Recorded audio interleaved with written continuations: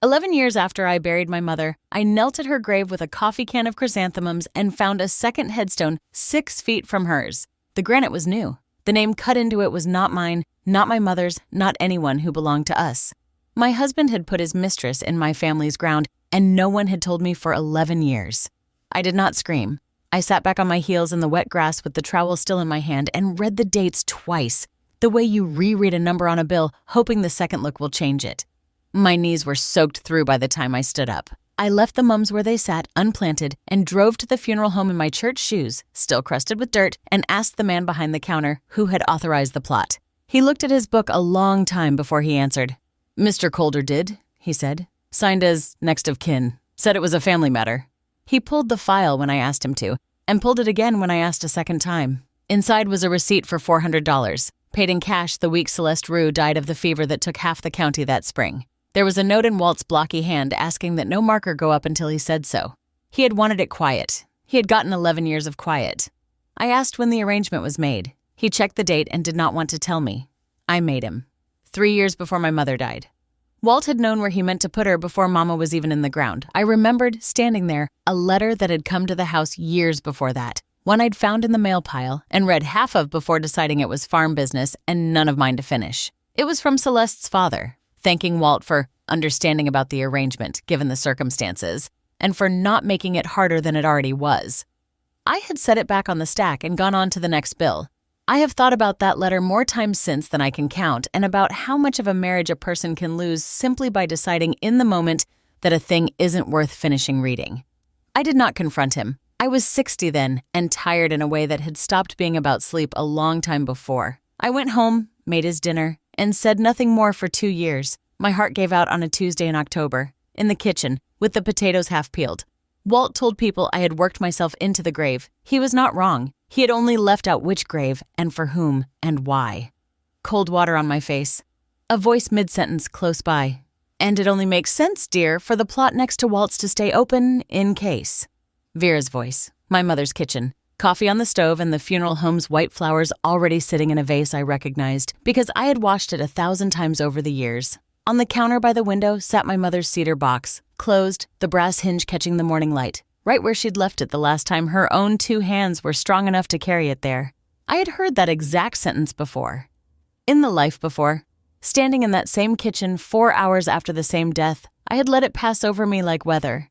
Too tired with grief to weigh what it might mean, and had gone to lie down instead. It took me 11 years to understand what I'd let pass.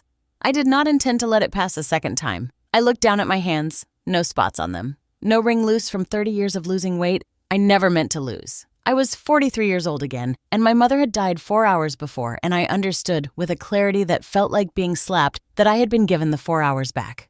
I did not tell anyone that. I have never told anyone that. I only knew what I was going to do about it. At the funeral home the next afternoon, Vera stood over the plot map with the director, tapping the same square of paper with one finger. "Right here," she said, "between Ada's row and the fence. It'll do fine for family later." Her finger sat on the empty row that would have held Celeste Rue in another life, a life I no longer intended to let happen. "My mother isn't going in the Colder plot," I said. "She's going home, on my father's land, under the oak by the creek." The room went quiet enough to hear the clock on the director's desk. Walt turned from the window. "Nora, be reasonable. Everybody gets buried together. It's what your mother would have wanted." I thought of 11 years, and a receipt for $400 I had not found yet in this life and did not intend to. "She told me different," I said. "She told me the oak." "Have you lost your mind, Nora Colder?" Vera's voice climbed half an octave. "Your own mother, alone out there with the deer and the weather, no fence half the year, no one to mind the stone." "What will people say?" "They'll say what they say," I told her. "They said plenty when it was convenient for you, too." The funeral director cleared his throat and asked, mild as he could manage, whether I wanted to make the change official that afternoon or think it over another day. "Official," I said. "Today." "Have you lost your mind, Nora Colder?" Vera asked again, as if repeating the question louder might change my answer the second time. I said it again. Shorter. "The oak."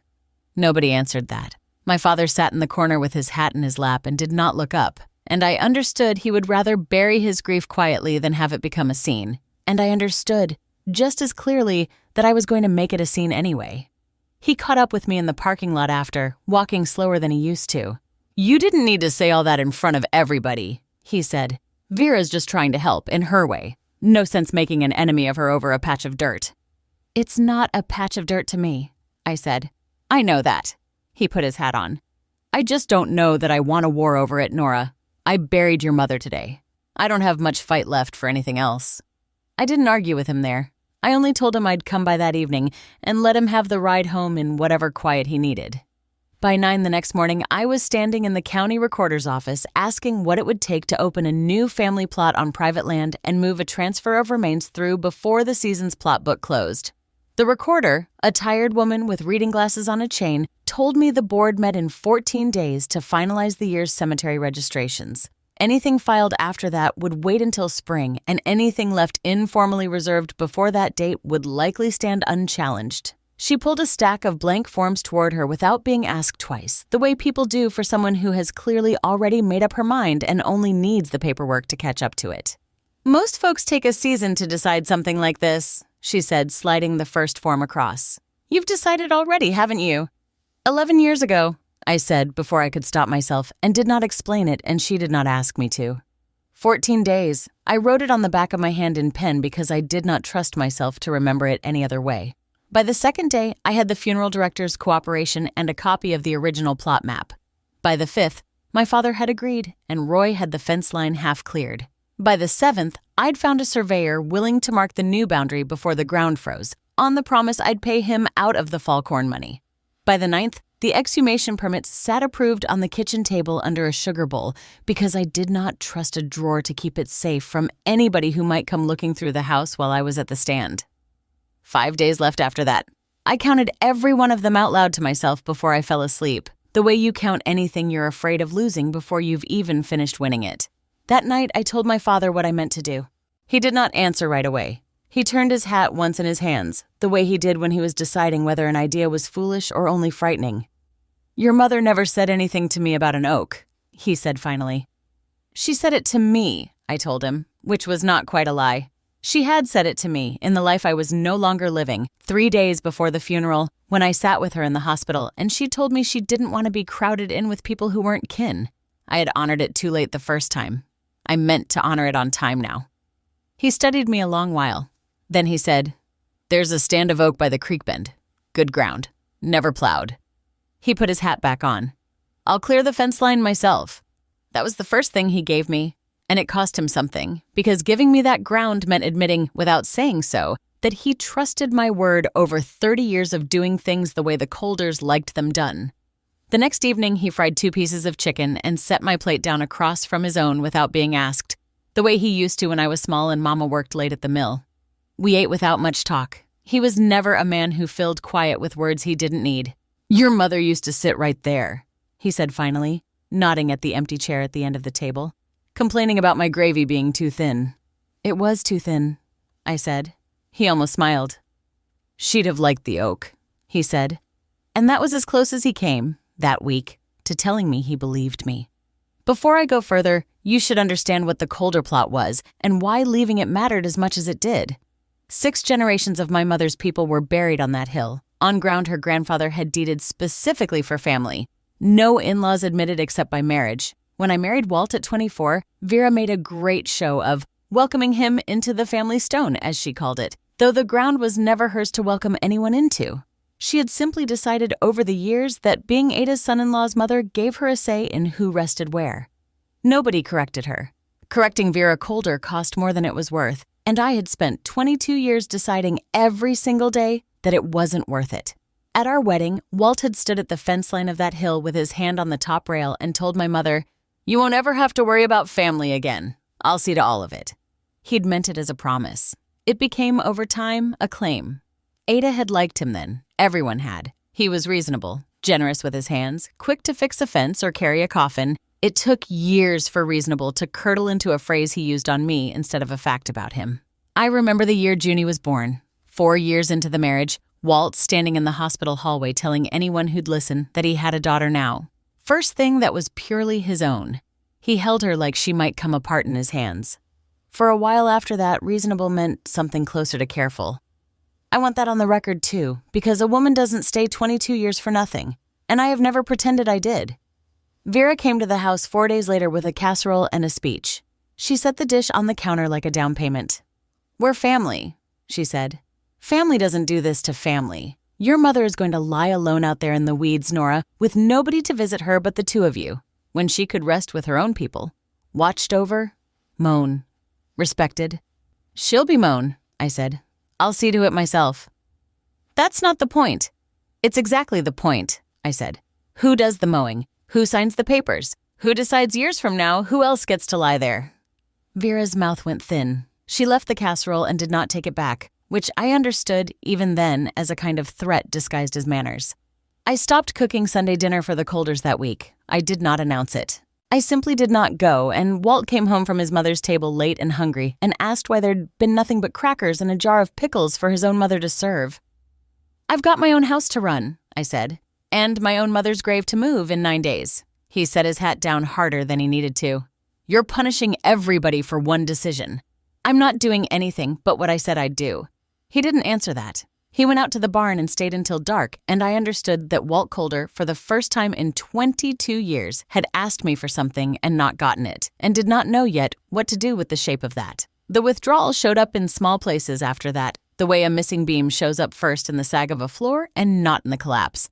Vera's canning went undone because I'd always been the one who hauled the jars up from her cellar and back down again. The farm's books fell 2 weeks behind because Celeste, it turned out, was better at being comforted than at being organized. Walt's shirts went unironed, then simply unworn, until he showed up to a bank meeting in a shirt that still had the fold creases from the store. None of it was cruelty on my part. I had only stopped doing, for free, what 22 years had trained everyone around me to assume I would always keep doing.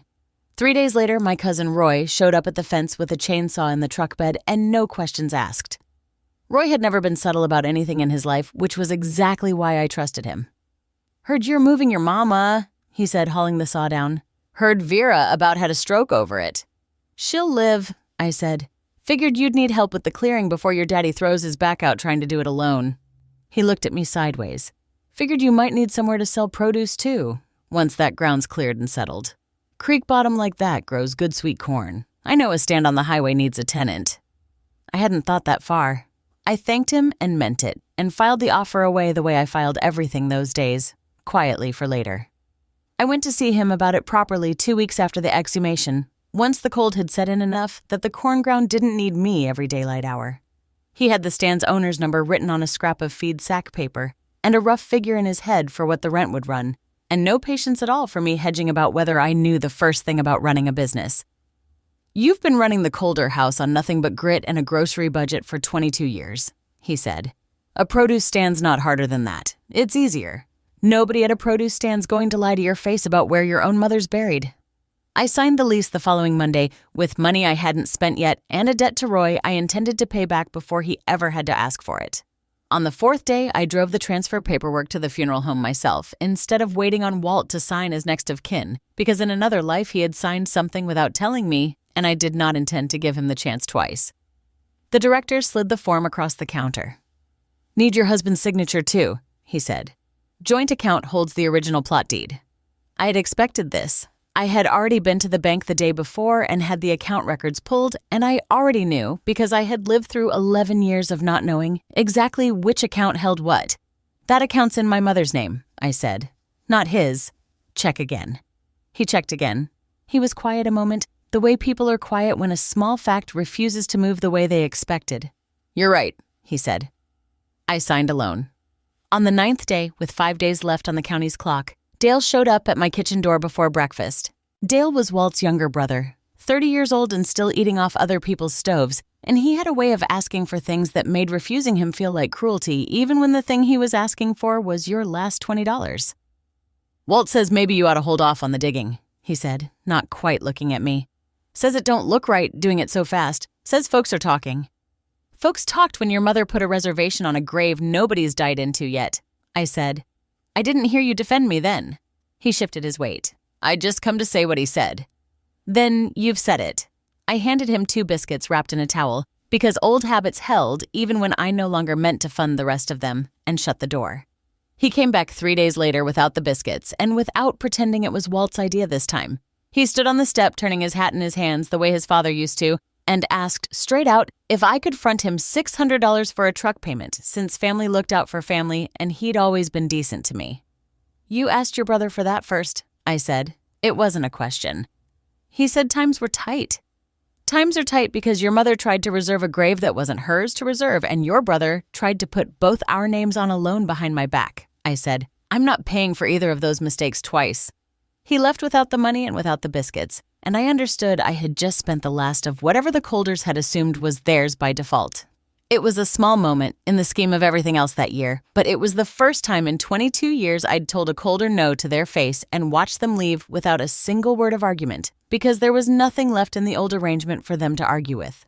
Vera tried something else that same week, quieter than the loan, meaner in its own way.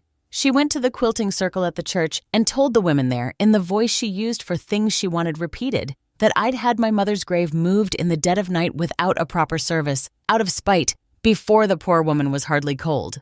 I heard about it from the pastor's wife, who came to the produce stand 2 days later, not to buy anything, but to tell me, plainly, that she'd stood up in that circle and corrected the record herself, since she'd been at the graveside the whole time and there'd been a service, a full one, with hymns and my father crying into his hat same as any man burying his wife proper. "Wasn't my place to let it sit unanswered," she said, setting a jar of preserves back on the shelf she hadn't meant to buy from. "Vera Colder's been running her mouth about your family since before you married in. Figured it was time somebody in that room had heard both halves." I thanked her and did not go to the church that Sunday because I didn't need to. The half of the story that mattered had already made it around the circle without me saying a word. That was the week I first understood what my father meant to do with the land, and the week I remembered all at once sitting on the porch step with a cup going cold in my hand, a conversation with my mother from years before. I do not know how to call anything but the last time. She had been sick a long while by then. I'd brought her a cedar box from the attic, the one that held Grandpa's old deed and her mother's few letters, because she liked to hold it when she couldn't sleep, running her thumb along the brass hinge the way some women worry a rosary. Her hands had gone thin that year, the skin loose over the knuckles, cold most of the time no matter how many blankets we piled on. "When I go," she said, turning the box over in her lap, not looking at me, "don't let Vera Colder plant me next to strangers she hasn't buried yet."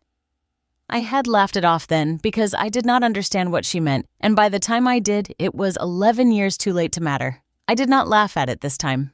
I only nodded and went to check on the men clearing the oak line and carried the cedar box out to the truck myself so it would be the first thing unpacked in the new house we were building around my mother's rest. The night before the exhumation, Walt found me on the porch and sat down without asking, which used to mean something between us and now only meant he wanted a favor.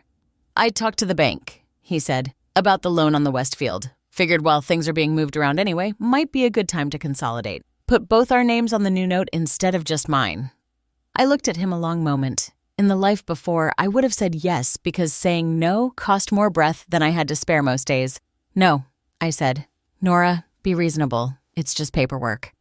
"You said that about a plot deed once," I said, though he had no memory of ever having said it because in this life he never had. He looked at me like I'd spoken in another language, which, in a way, I had. He didn't ask again that night. But 2 days later I learned, from Roy, who had heard it from a teller he played cards with, that Walt and Dale had gone to the bank together and tried to get the Westfield loan restructured under both Colder names, using an old power of attorney my mother had signed years before during a hospital stay, one that had technically never been revoked. I had, as it happened, revoked it that same week, the day after I signed the transfer papers alone. I had learned, in 11 years of not knowing things, to stop assuming a piece of paper stayed dead just because nobody mentioned it. The teller told the bank manager the power of attorney had expired. Roy told me. I told no one, and let Walt find out from the bank himself. He came home red in the face. "You knew," he said. "You knew that was coming, and you let me walk in there and look a fool in front of my own brother." "I filed paperwork," I said. "I didn't make you walk anywhere." Dale, standing behind him in the doorway with his hat in his hands, said quietly, "Told you she wasn't bluffing."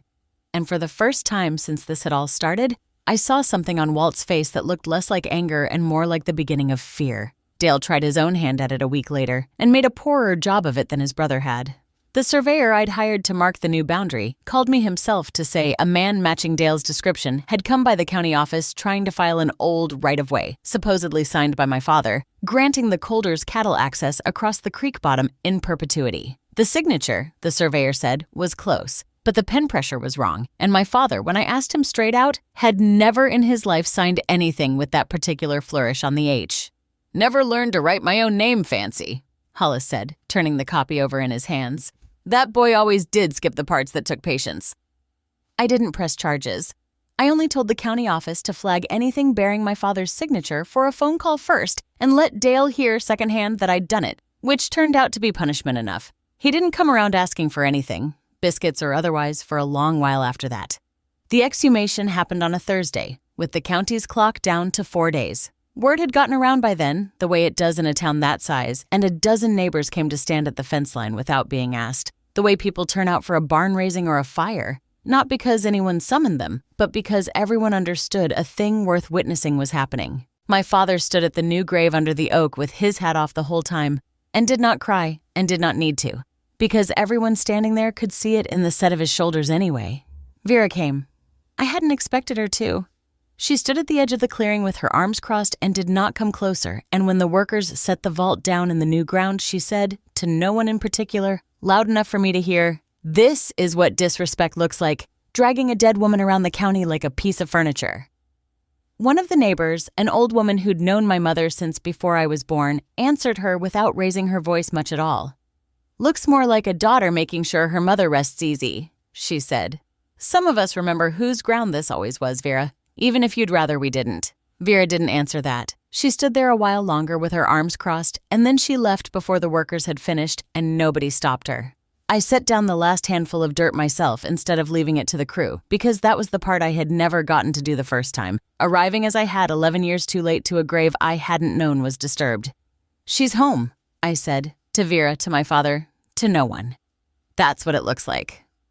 Junie was 7 that fall. Too young to be brought to a gravesite and too curious to be left behind entirely, so I let her sit with me on the porch that evening instead while I mended the hem of the dress I'd worn to the burial. She asked why Grandma Ada had to move houses twice, once when she died and once after. "Some people don't get put down right the first time," I told her. "I made sure she only had to be put down once." She thought about that with the seriousness only a 7-year-old can manage, then held out her hand for the needle so she could try a stitch herself. Her hands were too small yet to do it neat. I let her try anyway, and did not fix her stitches after, because some things are worth leaving a little crooked if a child's the one who made them. The dress still hangs in the back of my closet, that same crooked stitch holding all these years later exactly where she left it. Ada and Vera had never gotten along, not once in 22 years, though both of them were careful to keep it under the surface at every holiday table. It went back further than my marriage, to a dispute over a fence line between the two families' properties that had been settled by a judge before I was even born, a judge who had ruled in writing that the hill plot belonged to my mother's people outright and to no one else. Vera had never forgiven the ruling, only learned to work around it, patiently, for 4 decades, waiting for a generation careless enough to let her back in. She had very nearly gotten one, in the life I no longer meant to live. That night, driving back from the new grave alone, I found Walt's truck parked sideways across the lane that ran along the creek, blocking the way through, no other headlights for a mile in either direction, and Dale leaning against the tailgate with his arms crossed in an imitation of a man who meant business. My own headlights caught them both full in the face before either one could arrange his expression into something less like an ambush. I thought, for one cold second, about turning around. The lane behind me ran a half-mile before it met the main road, plenty of time for a truck to catch up if a truck meant to. I kept my hand on the gear shift and did not put it in reverse yet, and made myself remember that I had already done the one thing that mattered, filed and dated and out of anyone's hands to undo. "Walt wants to talk," Dale said. "Says it's better we settle things quiet out here than in front of the recorder again." I did not get out of the truck. Walt came around from the far side into my headlights, and I saw in the white glare of them that he had a folder of papers in his hand. "Sign it," he said. "Just says the Westfield loan gets both our names on it. Nothing about your mother. Nothing about the plot. I'm not asking for that anymore." "You're asking for it in the dark, on a road with your brother standing there so I can't say no easy," I said. "That's not nothing." "Nora, be reasonable. Just sign the thing and we can all go home." "I already filed a revocation of the power of attorney with the county Monday morning," I said. "It's a matter of public record as of 9 days ago. Whatever's in that folder, it's already worthless, and you drove out here at night to hand me worthless paper, which tells me a good deal more about you than it does about me." For a moment, nobody moved. Dale looked at Walt. Walt looked at the folder in his own hand like it had betrayed him. I put the truck in reverse, cut across the shoulder of the field where the fence gap stood open from the day's work, and drove around both of them through the wet grass, my tires throwing mud up the side of Walt's truck as I passed. Neither of them followed. I did not see Walt again from a distance of less than 50 feet for 6 days after that. I took Junie to her cousin's for the week and let the county's clock run out on its own, and did not send word of where I was on purpose because I wanted whatever happened at that house to happen without me in the room to soften it. Walt came home from the field that first evening to a note on the counter saying only that Junie and I had gone to family for the week. He read it twice, standing in the kitchen where his dinner used to be waiting, and told himself it was a bluff. A woman who meant to leave for good, he reasoned, wouldn't leave a note at all. She'd have taken the good china. She'd have said something cruel on her way out the door. This was just Nora needing room to sulk, and she'd be back once the ground had settled and the fuss had cost her more sleep than it was worth. He told his mother as much over supper the second night. Vera agreed with him, the way she agreed with most things Walt said when agreeing cost her nothing, and said the produce stand foolishness would wear off once winter came and there was no crop to fuss over. Dale, sitting at the far end of the table with a plate he hadn't earned, didn't agree. But he'd learned by then to keep that kind of opinion behind his teeth. By the 4th day, Walt had stopped checking the mail on his way in from the barn, which was its own kind of surrender, though he wouldn't have called it that. He mowed the yard. He fixed a hinge on the porch door that had needed fixing for a year. He did the small domestic things a man does when he wants to prove, mostly to himself, that nothing in the house has actually changed. Celeste brought supper over twice that week, careful and quiet, and sat across from him at the table where I used to sit, and neither of them said much of anything, because there was nothing yet either of them felt entitled to say out loud. On the 6th day, a certified envelope came from the county recorder's office addressed to him directly, confirming that the new family plot on Hollis's land had been registered the week before under Nora Calder's name alone, filed 1 full day ahead of the board's deadline, with no joint claim, no reservation, and no mention of any Calder at all. He read it, standing at the counter where his dinner used to sit, and set it down, and read it again. The way a man rereads a bill, he's certain must contain a mistake. He did not call anyone that night. He sat at the table a long time with the letter in front of him, and understood, for the first time since the morning at the funeral home, that his wife had not been bluffing at any point, and that whatever he had assumed about how far a woman like Nora would go, he had assumed wrong from the very beginning. I want to tell you about Celeste now, because you've waited long enough, and because leaving her out any longer would be its own kind of lie. She was 26 that year, and had come to keep the Calder Farms books after her father's small hauling business folded and left her needing work fast. She was soft-spoken in the way that made rooms lean toward her, and she cried easily, and she was very good at crying in front of people who mattered. I first saw her the week before my mother died, in this life the same as the last, standing in the farm office doorway with a stack of unpaid feed invoices, telling Walt in a small, trembling voice that she hated to be the one to bring him bad news. He'd told her not to worry herself over it, that he'd handle it, and put his hand on her shoulder a beat longer than the sentence needed. I had watched that exact hand rest on that exact shoulder in the life before, from the same spot by the barn door, and done nothing about it, because doing something had never once made a difference before, and a woman gets tired of trying doors that don't open. This time, I went to her directly instead of waiting. I found her at the farm office one afternoon, alone with the ledgers, and set a cup of coffee down in front of her, the way you'd set anything down for a person you didn't yet consider an enemy. "I know Walt likes the way you listen to him," I said. "I used to like that about him myself. I'll tell you what nobody told me 22 years ago. He mistakes being listened to for being loved, and he'll take whichever one's offered." She looked up at me, eyes bright and wet in half a second, the way I remembered from somewhere I couldn't yet place. "I don't know what you're accusing me of, Mrs. Calder." "I'm not accusing you of anything yet," I said. "I'm telling you what I know so that whatever you decide to do next, you can't say you didn't." She set down her pen. "If it's easier for everyone," she said, voice trembling just enough to be heard in the next room. "I'll just go. I don't want to be the cause of trouble in anybody's family." I had heard that offer before, too, in a different life, at a different table, and I had believed it. And it had cost me 11 years of not knowing where my mother's grave had been, quietly, patiently crowded. "All right, I said. Go now then. I'll walk you to your car myself, and we'll tell Walt together it was your idea. She did not move. Her eyes dried up faster than they'd filled. I have work to finish, she said, in a voice with none of the tremble left in it. I thought you might, I said, and left the coffee where it sat. She stayed on at the farm office another 2 years after that, through the loan trouble and the quilting circle gossip and the certified letter that finally settled the plot question. Keeping the books, keeping her distance from me, keeping whatever arrangement she and Walt had going in a room I no longer had any reason to enter. I did not go out of my way to run her off. I had already told her everything I knew, and a person who chooses to stay in a house after hearing that has made her own choice, same as I'd made mine. The week before the board met, I drove to the county seat and sat across a desk from an attorney my father knew from church, a woman named Ferris, who listened to the whole account without interrupting once, then pulled a legal pad toward her and had me say every dollar figure twice while she wrote them down. You kept receipts for all this, she said. It wasn't quite a question. I keep receipts for everything, I said. 22 years of habit. She tapped the pad once it was full. This isn't just a family argument anymore, she said. This is a paper trail a court would take seriously if it ever came to that. I'd bring every one of these numbers to that meeting and say them out loud where people can hear them. Numbers embarrass folks in a way opinions never do. I did exactly that. 3 weeks after the exhumation, the county cemetery board held its fall meeting in the church basement, open to any resident with an interest in a listed plot, which in a town that size meant most everyone came whether they had an interest or not. Vera stood up during the public comment period and asked in a voice built to carry whether family plots should be permitted to be split apart by one member's private grievance, without naming me, though everyone in the room knew exactly whose grievance she meant. I stood up when she sat down.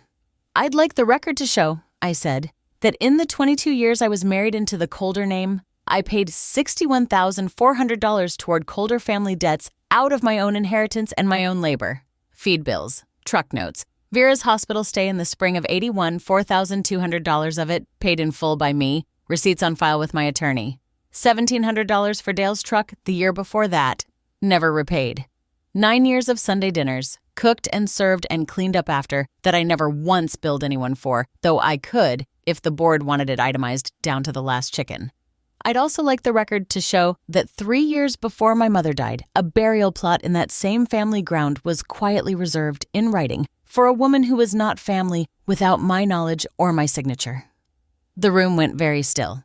I have the receipt, I said. I have the recorder's file. I have the date. I'll leave it to the board to decide whether that's the private grievance Vera's referring to or whether it's mine. For a moment, nobody spoke. Then a woman 2 rows back, whose name I knew only from Sunday service, said to the woman beside her, not quiet enough, $61,000. Lord. Reserved a plot before the poor woman was even sick, someone else said. That's not family business. That's a man planning ahead of his own wife's mother's death. I heard she moved the grave in secret in the dead of night, a third voice offered, and was answered fast by the pastor's wife from the front row, without turning around. You heard wrong. There was a full service. I stood at it myself.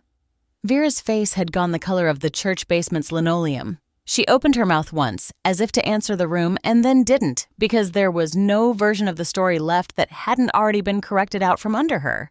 Someone in the back, I never learned who, said, low enough to carry and not so low it could be denied later, well, that settles that then. Vera did not stand up again. Walt found me in the parking lot afterward, under the one working streetlight, moths knocking against the bulb overhead, and for the first time in the whole ordeal, his voice had nothing performed in it at all. You could have told me you had a receipt like that, he said, instead of springing it on me in front of the whole board. I could have, I agreed. But you sprung a grave on my mother without telling me at all, so I figured we were due. He flinched at that, though I hadn't told him about the grave he hadn't yet dug, only implied a thing he couldn't have understood the shape of. He stood there a moment longer, hands in his pockets, looking older under that one bad light than he had any right to look at 45. What happens now? He said. It wasn't really a question either. Now you sign the papers, I said. And I go home to my father's house and we stop pretending either one of us still owes the other any explaining.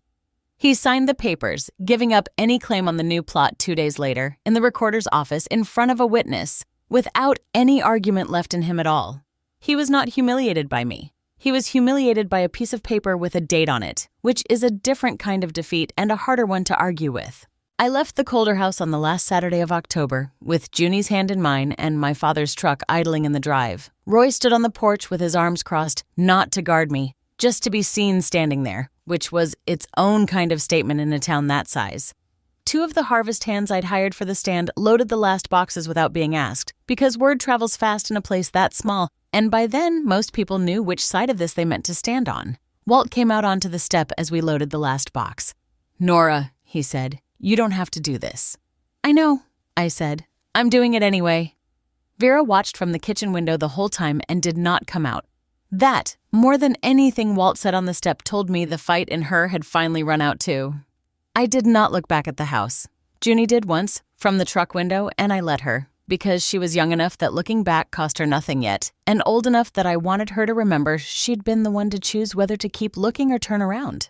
The oak ground turned out good for more than a grave. By the second spring, Roy's tenant stand on the highway was selling sweet corn faster than we could pick it.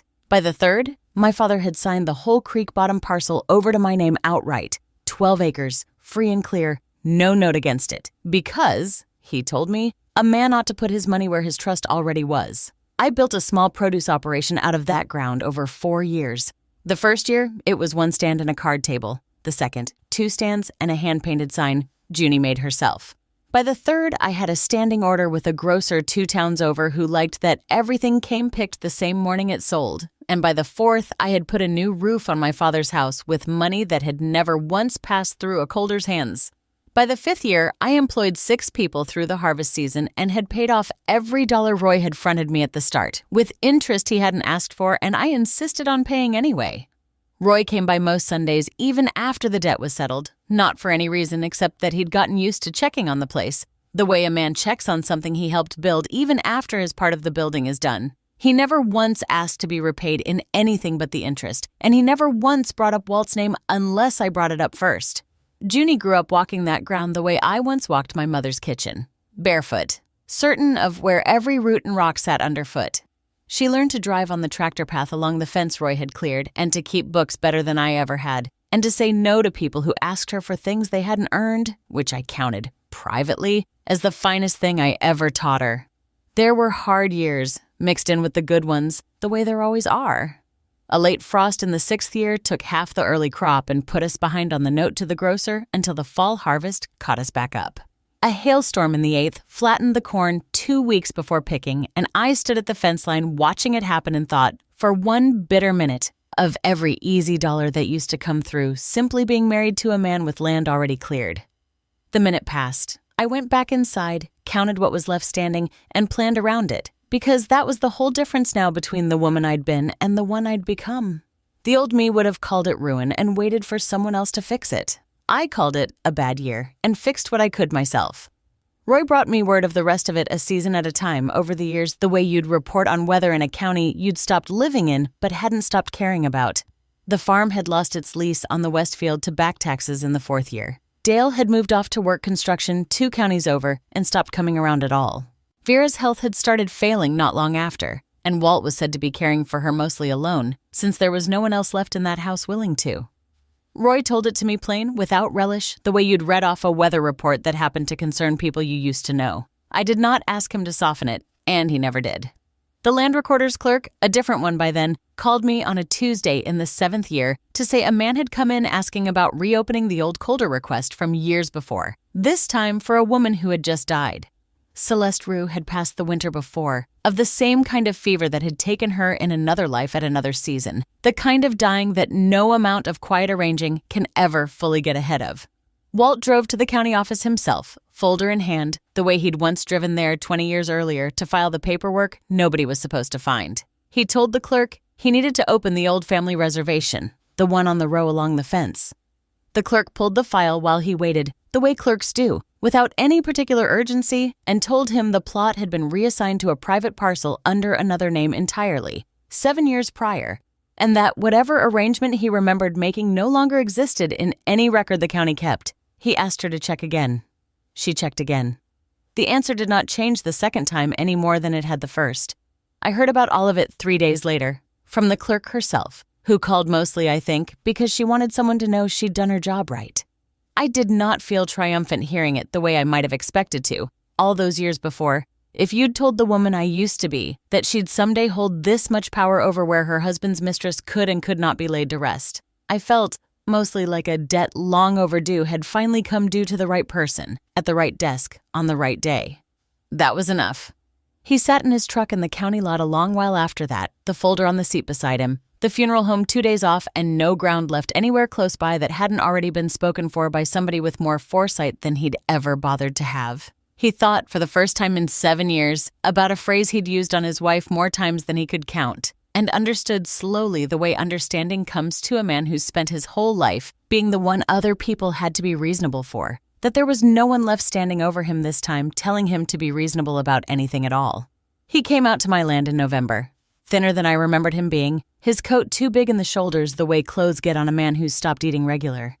He stood at the edge of the corn rows, hat in his hands, the way my father used to stand at a grave. "I wasn't going to ask you," he said. "I told myself I wouldn't, but there's nowhere else with room, Nora. Everywhere else is full up or costs more than I've got." I looked at him a long moment, the way you look at a fence you built yourself and have no reason left to doubt. "Be reasonable, Walt," I said. He heard it. I watched him hear it, watched the old phrase land on him the way it had landed on me 100 times over 22 years, worn smooth and hollow with use.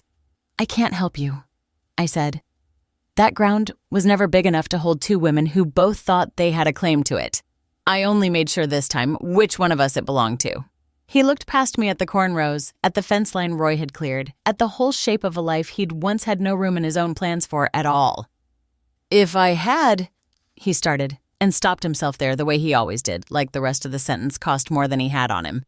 "Don't," I said. "You had plenty of years to finish that sentence while it still would have meant something." He didn't argue. He put his hat back on and walked back to his truck, slow, the way a man walks when nobody's watching to see if he hurries. And I did not go inside until his taillights had cleared the end of the lane, not out of softness, only so I could be sure.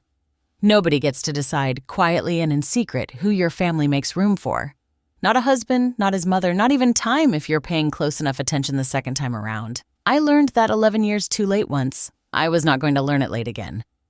Junie found me afterward on the porch, 17 that year and already taller than I'd been at her age, and asked who the man had been. "Somebody I used to be married to," I said.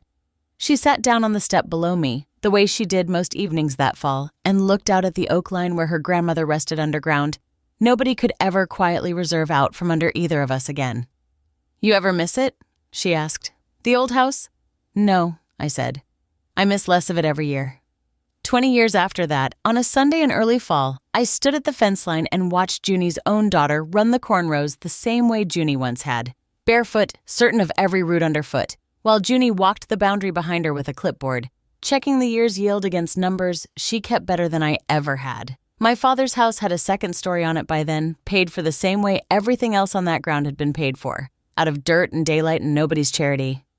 We walked up to the oak together that afternoon, 3 generations of us, and swept the leaves off 2 headstones instead of 1, because my father had joined my mother there some years before, quietly, on his own ground, exactly the way he'd wanted it. I still kept the cedar box on my own kitchen counter by then, in the same spot it had always sat, the brass hinge worn smooth now from 3 generations of hands instead of 1.